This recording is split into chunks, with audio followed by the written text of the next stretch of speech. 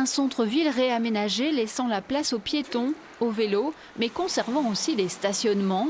C'est la solution du compromis qui a finalement emporté le plus de votes.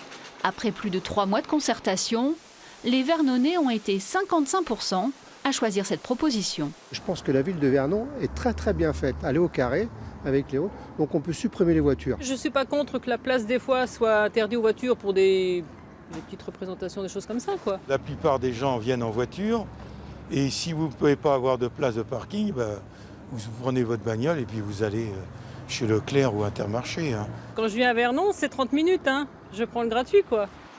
La proposition qu'il a emportée est issue des discussions lors des réunions publiques qui ont rassemblé plus de 700 personnes.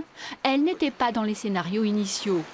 Habitants et commerçants ont souhaité conserver la possibilité de stationner sur la place de Gaulle. C'était bien d'inviter aussi bien les habitants de Vernon que d'inviter les commerçants, de savoir un petit peu leur ressenti, qu'est-ce que c'était, de voir Vernon différemment, renouveler, faire des travaux, mais comment les faire. Sur les 15 461 électeurs inscrits sur les listes électorales, ils sont un peu plus de 20% à avoir voté aux 2 tours du scrutin.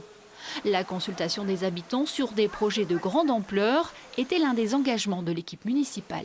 Il faut que ce soit quand même sur des projets d'envergure parce que néanmoins il y a une démocratie qui s'est exprimée et qui a porté à cette mairie une équipe municipale, donc il faut quand même en tenir compte. Et puis bien sûr c'est assez lourd en termes d'organisation, donc ça ne peut pas être sur tous les sujets, mais quand c'est vraiment des sujets majeurs, je pense que ça vaut le coup. C'est la première fois qu'une telle consultation a lieu dans une ville de cette taille. Le début des travaux aura lieu en 2020. Ils seront financés à 60% par l'État.